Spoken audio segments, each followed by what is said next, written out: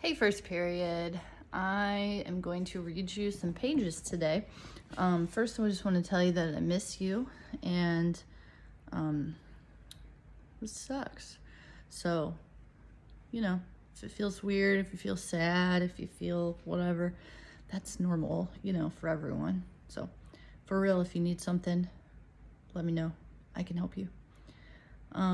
Also, my internet's really, really slow at my house, and yours might be too. So if you have like assignments that you're doing where you have to upload a video or something and you can't get it to upload, I did let the teachers know that you might have that problem, and you just should let them know for sure if you can't make it work. Like, I can't upload from my house. I have to go to school on the school internet. All right, so I'll read you the pages. We're starting on 76 and we're going to read to 84. This is the assignment for today through Monday. So basically from today to Monday, all you got to do is read these pages 76 to 84.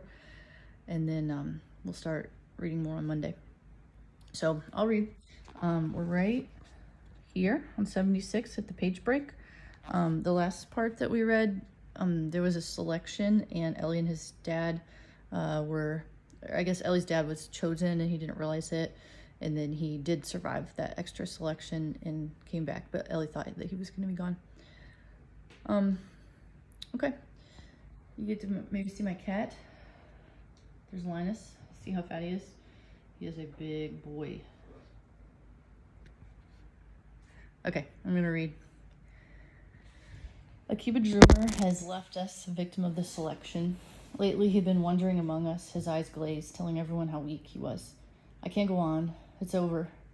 We tried to raise his spirits, but he wouldn't listen to anything we said. He just kept repeating that it was all over for him, that he could no longer fight. He had no more strength, no more faith. His eyes would suddenly go blank, leaving 2 gaping wounds, 2 wells of terror. He was not alone in having lost his faith during those days of selection. I knew a rabbi from a small town in Poland. He was old and bent, his lips constantly trembling. He was always praying, in the block, at work, in the ranks. He recited entire pages from the Talmud, arguing with himself, asking and answering himself endless questions. One day he said to me, "It's over. God is no longer with us." And as though he regretted having uttered such words so coldly, so dryly, he added in his broken voice, "I know. No one has the right to say things like that. I know that very well. Man is too insignificant, too limited, to even try to comprehend God's mysterious ways. But what can someone like myself do? I'm neither a sage nor a just man. I am not a saint. I'm a simple creature of flesh and bone. I suffer hell in my soul and my flesh. I also have eyes, and I see what is being done here. Where is God's mercy? Where's God? How can I believe? How can anyone believe in this God of mercy?" Poor Akiba Droomer. If only he could have kept his faith in God. If only he could have considered this suffering a divine test, he would not have been swept away by the selection. But as soon as he felt the first chinks in his faith, he lost all incentive to fight and opened the door to death. When the selection came, he was doomed from the start, offering his neck to the executioner, as it were. All he asked of us was, "In 3 days, I'll be gone. Say Kaddish for me." We promised. In 3 days, when we would see the smoke rising from the chimney, we would think of him. We would gather 10 men and hold a special service. All his friends would say Kaddish. Then he left in the direction of the hospital. His step was almost steady, and he never looked back. An ambulance was waiting to take him to Birkenau. There followed terrible days. We received more blows than food. The work was crushing. And 3 days after he left, we forgot to say Kaddish. Winter had arrived. The days became short, and the nights almost unbearable. From the first hours of dawn, a glacial wind lashed us like a whip. We were handed winter clothing, striped shirts that were a bit heavier. The veterans grabbed the opportunity for further sniggering. "Now you'll really get a taste of camp." We went off to work as usual, our bodies frozen. The stones were so cold that touching them, we felt that our hands would remain stuck. But we got used to that too. Christmas and New Year's, we did not work. We were treated to a slightly less transparent soup. Around the middle of January, my right foot began to swell from the cold. I could not stand on it. I went to the infirmary. The doctor, a great Jewish doctor, a prisoner like ourselves, was categorical. "We have to operate. If we wait, the toes and perhaps the leg will have to be amputated." That was all I needed, but I had no choice. The doctor had decided to operate, and there could be no discussion. In fact, I was rather glad that the decision had been his. They put me in a bed with white sheets. I had forgotten that people slept in sheets. Actually, being in the infirmary was not bad at all. We were entitled to good bread, a thicker soup. No more bell, no more roll call, no more work. From time to time, I was able to send a piece of bread to my father. Next to me lay a Hungarian Jew suffering from dysentery. He was skin and bones. His eyes were dead. I could just hear his voice, the only indication that he was alive. Where did he get the strength to speak? Don't rejoice too soon, son. Here too there is selection. In fact, more often than outside. Germany has no need of sick Jews. Germany has no need of me. When the next transport arrives, you'll have a new neighbor. Therefore, listen to me. Leave the infirmary before the next selection. These words, coming from the grave, as it were, from a faceless shape, filled me with terror. True, the infirmary was very small, and if new patients were to arrive, room would have to be made. But then perhaps my faceless neighbor, afraid of being among the first displaced, simply wanted to get rid of me, free my bed, give himself a chance to survive.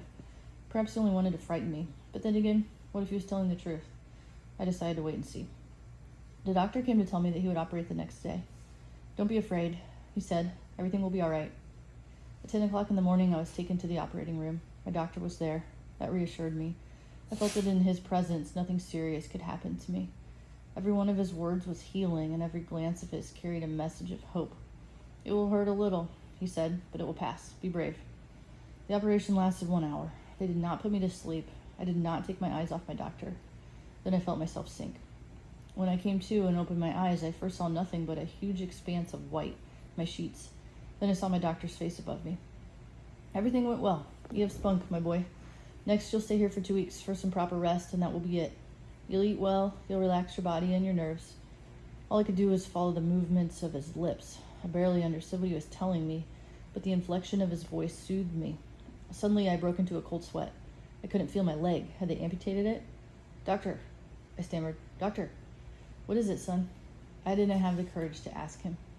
Doctor, I'm thirsty. He had water brought to me. He was smiling. He was ready to walk out to see other patients. That's Charlie. Yeah. All right, top of 80. Doctor? Yes? Will I be able to use my leg? He stopped smiling. I became very frightened. He said, listen, son, do you trust me? Very much, doctor. Then listen well. In 2 weeks, you'll be fully recovered. You'll be able to walk like the others. The sole of your foot was full of pus. I just had to open the sac. Your leg was not amputated. You'll see, in 2 weeks, you'll be walking around like everybody else. All I had to do was wait 2 weeks. But 2 days after my operation, rumors swept through the camp that the battlefront had suddenly drawn nearer. The Red Army was racing toward Buna. It was only a matter of hours. We were quite used to this kind of rumor. It wasn't the first time that false prophets announced to us peace in the world, the Red Cross negotiating our liberation, or other fables, and often we would believe them. It's like an injection of morphine. Only this time the prophecies seemed more founded. During the last nights, we had heard the cannons in the distance. My faceless neighbor spoke up. Don't be deluded. Hitler has made it clear that he will annihilate all Jews before the clock strikes 12. I exploded. What do you care what he said? Would you want us to consider him a prophet? His cold eyes stared at me. At last he said warily, I have more faith in Hitler than in anyone else. He alone has kept his promises, all his promises, to the Jewish people. That afternoon at 4 o'clock, as usual, the bell called all the blockal tests for their daily report. They came back shattered. They had difficulty opening their mouths. All they could utter was one word, evacuation. Camp was going to be emptied, and we would be sent to the rear. Where to? Somewhere in deepest Germany, to other camps. There was no shortage of them. When? Tomorrow night. Perhaps the Russians will arrive before. Perhaps. We knew perfectly well they would not. The camp had become a hive of activity. People were running, calling to one another. In every block, the inmates prepared for the journey ahead. I'd forgotten about my lame foot. The doctor came into the room and announced, tomorrow, right after nightfall, the camp will start on its march, block by block. The sick can remain in the infirmary. They will not be evacuated. That news made us wonder. Were the SS really going to leave hundreds of prisoners behind in the infirmaries, pending the arrival of their liberators? Were they really going to allow Jews to hear the clock strike 12? Of course not. All the patients will be finished off on the spot, said the faceless one, and in one last swoop thrown into the furnaces. Surely the camp will be mined, said another. Right after the evacuation, it will all blow up. Top 82. As for me, I was thinking not about death, but about not wanting to be separated from my father. We'd already suffered so much, endured so much together. This was not the moment to separate. I ran outside to look for him. The snow was piled high. the block's windows veiled in frost. Holding a shoe in my hand, for I could not put it on my right foot, I ran, feeling neither pain nor cold. What are we going to do? My father didn't answer. What are we going to do? He was lost in thought. The choice was in our hands. For once, we could decide our fate for ourselves. To stay, both of us, in the infirmary, where, thanks to my doctor, he could enter as either a patient or a medic. I made up my mind to accompany my father wherever he went. Well, Father, what do we do? He was silent. Let's be evacuated with the others, I said. He didn't answer. He was looking at my foot. You think you'll be able to walk? Yes, I think so. Let's hope we won't regret it, Eliezer. After the war, I learned the fate of those who'd remained at the infirmary. They were quite simply liberated by the Russians, 2 days after the evacuation. I did not return to the infirmary. I went straight to my block. My wound had reopened and was bleeding. The snow under my feet turned red. The block test distributed double rations of bread and margarine for the road. We could take as much clothing from the store as we wanted. It was cold. We got into our bunks. The last night in Buna. Once more the last night. The last night at home. The last night in the ghetto. The last night in the cattle car. And now the last night in Buna. How much longer would our lives be lived from one last night to the next? I didn't sleep. Through the frosty window panes we could see flashes of red. Cannon shots broke the silence of night. How close the Russians were. Between them and us, one night, our last. There was whispering from one bunk to the other. With a little luck, the Russians would be here before the evacuation. Hope was still alive. Someone called out, "Try to sleep.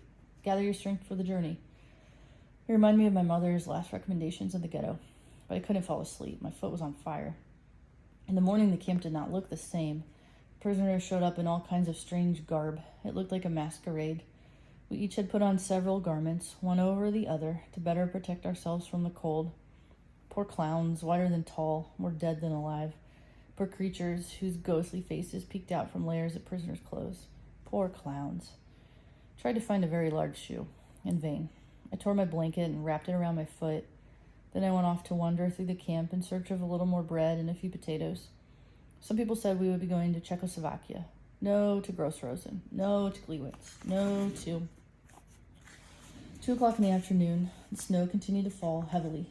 Now the hours were passing quickly. Dusk had fallen. Daylight disappeared into a gray mist. Suddenly, the block test remembered that we'd forgotten to clean the block. He commanded 4 prisoners to mop the floor, 1 hour before leaving camp. Why? For whom? For the liberating army, he told us. Let them know that here live men and not pigs. So we were men after all? The block was clean from top to bottom. 6 o'clock, the bell rang. The death knell, the funeral, the procession was beginning its march. Fall in, quickly. In a few moments, we stood in ranks, block by block. Night had fallen. Everything was happening according to plan. The searchlights came on. Hundreds of SS appeared out of the darkness, accompanied by police dogs. Snow continued to fall. The gates of the camp opened. It seemed as though an even darker night was waiting for us on the other side. First blocks began to march. We waited. We had to await the exodus of the 56 blocks that preceded us. It was very cold. In my pocket, I had 2 pieces of bread. How I would have liked to eat them, but I knew I must not yet. Our turn was coming. Block 55, block 53, block 55, our turn was coming. Damn it, sorry. Block 57, forward, march. Snowed on and on. Sorry, that got out of hand there at the end. Okay, so that's all we're reading for now. So, I'll put like a discussion question on, and then that way if you have questions about anything, you can put it on there. You can also like email me or message me, and then hope you enjoyed seeing my cats, and I'll talk to you guys soon.